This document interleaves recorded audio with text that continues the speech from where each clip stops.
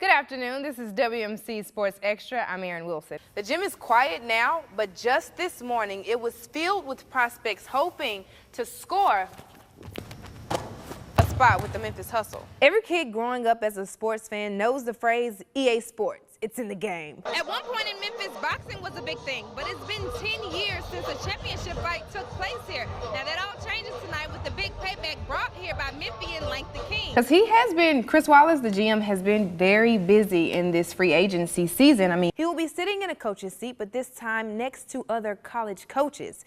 Instead of the competition preparing to play against him, many are hoping to grab his attention and possibly play for him. The city of Memphis holds a lot of history. Elvis, the Civil Rights Movement, Bill Street, blues. But for the last 10 years, boxing has not been a part of it. Mike Tyson knocked out by Lennox Lewis. Roy Jones Jr. knocked out by Glenn Johnson. Two huge moments in boxing history, both took place here in the Bluff City. Championship boxing, though, has been a distant memory for Memphians until promoter Lank the King, grandson of the infamous boxing promoter Don King, brought the big payback to FedEx Forum. It's been a long journey, but finally we're here. The first fight of the night would grab Memphians' attention at the sound of the first ding.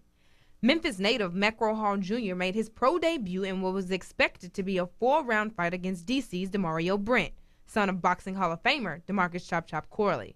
Brent came in guns loaded, firing one blow after the other, landing some big hits on Hall early. But he seemed to have run out of rounds, and so did the fight. Hall landed some big hits closing the first round, Brent posing for one headshot after the other until he had enough to post a loss on his resume.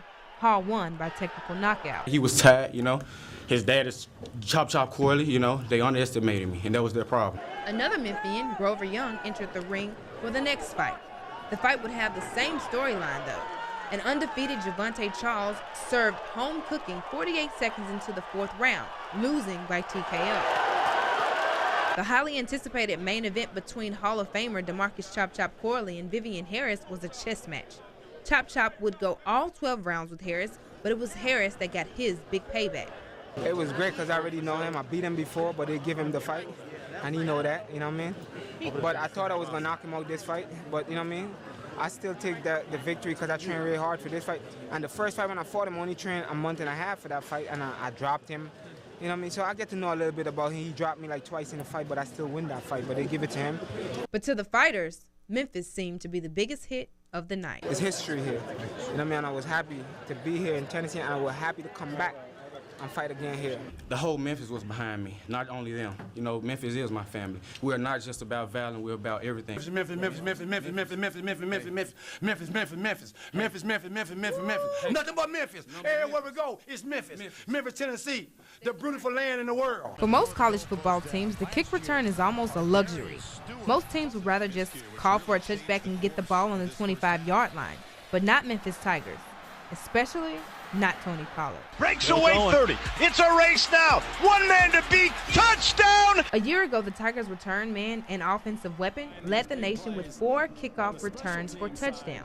He won the American Athletic Conference Special Teams Player of the Year award, and going into the 2018 season, he's one of the most talked about players in the AAC. Conference Commissioner Mike Oresco even mentioned Pollard during his opening statements at the AAC Media Day. Tony Pollard, who was unquestionably the most dangerous return man in the country. Pollard made his debut with the Tigers in 2016. That season, he scored the first kick six at the U of M in 20 years. He scored another one later in the season and scored 4 more in 2017. Tony, you really have to be fearless because you got people running at you full speed and you're running right back at them full speed. And the way I look at it, most times people don't want to hit you running that fast because it's going to hurt regardless. So either you take the hit or you take the touchdown. Tony's success also goes hand in hand with the Tigers head coach Mike Norvell's philosophy that special teams are just that, special. I think it's an overall team belief. Tony's the best return man I've ever been around. He's exceptional in what he does with the opportunity. But when you have that type of player, the other 10 guys on the field, they believe in him. There is the understanding that we can impact the game. We can be the difference maker, and our kids have total buy-in to that. With one more kick six, Tony will tie the FBS record of 7. He's now on every opponent's radar, making his job a lot harder. It's always good to get the recognition that you feel like you deserve, but, I try to push it to the side and just keep focusing on, the next game and, try not to let it get to my head and stay level-headed. Going from point A to point B in pretty short order and inside of 13 seconds from kick. Ivan Rabb and Dylan Brooks may be coming in as rookies, but head coach David Fisdale has no plans on rooking them. I'm a young coach, and if somebody told me to go slow, I wouldn't be the head coach. Rabb is a 6'10" power forward from the University of California.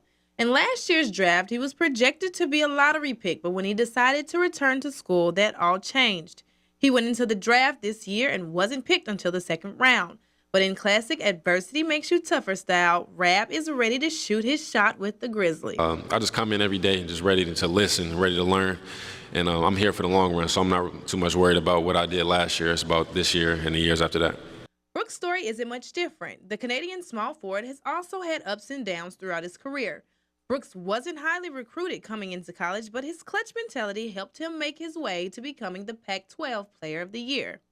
Brooks knocked down 3 game-winning trays this season, ultimately proving his doubters wrong. It was a pretty hard road. Mostly, when Americans look at Canadians, they say they're soft. I'm far from that, and, I always pride myself of being a tough player.